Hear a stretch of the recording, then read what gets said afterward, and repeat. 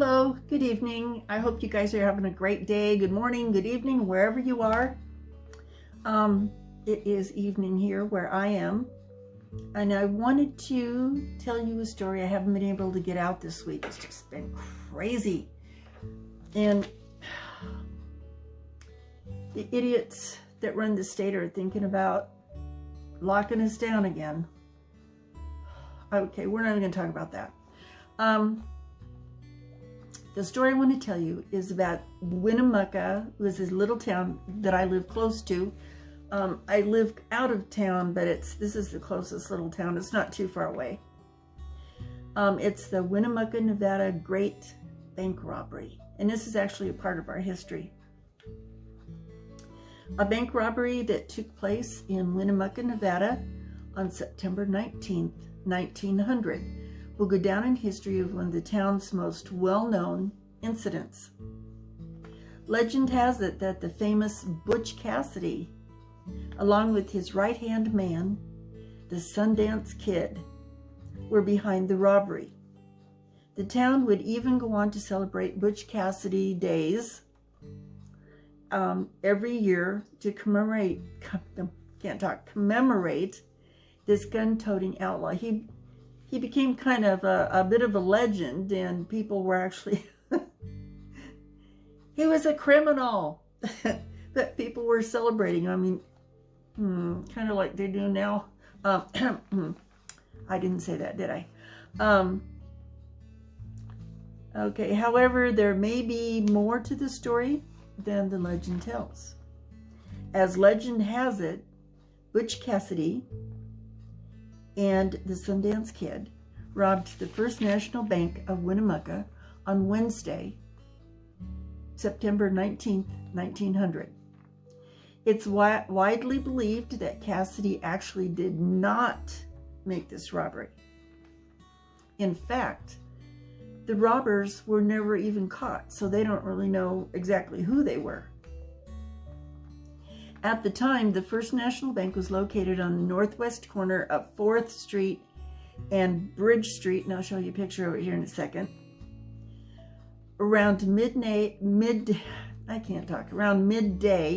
on September 19th, 3 unmasked men held the bank cashier at gunpoint, and his name was George S. Nixon, and stole a substantial amount of money. Actually, it was in gold coin in the amount of $32,640. Now, to have that much money in gold coins, you know, gold is heavy anyway, so that must have been a very heavy haul for these guys. No wonder they needed 3. And here's the picture of the bank.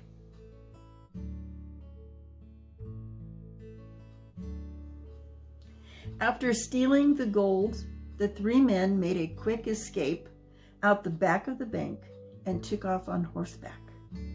Nixon came out a moment later with a revolver, and he and the men exchanged shots, but to no avail. And here's a picture of Mr. Nixon. Right after the robbery, Winnemucca citizens formed a posse and attempted to chase down the dastardly thieves. However, it seemed like this was not the robbers' first rodeo.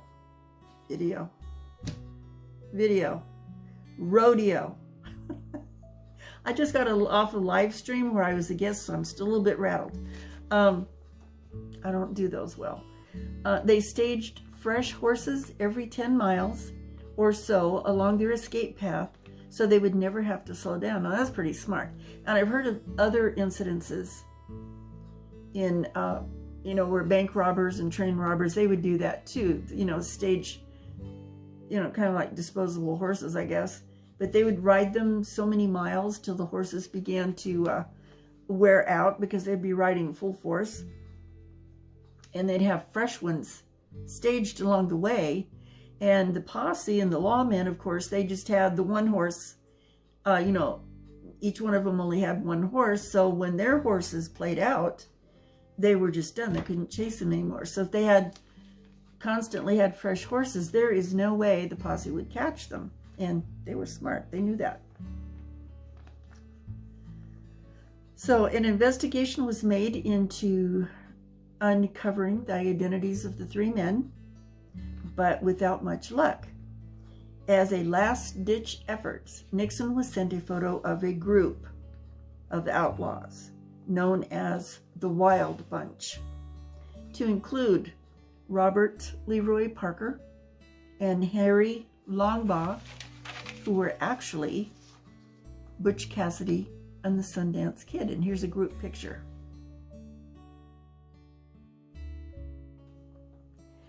As the notoriety of these infamous bandits grew, it became almost a source of pride for Winnemucca residents to state that their town had been robbed by the great Butch Cassidy.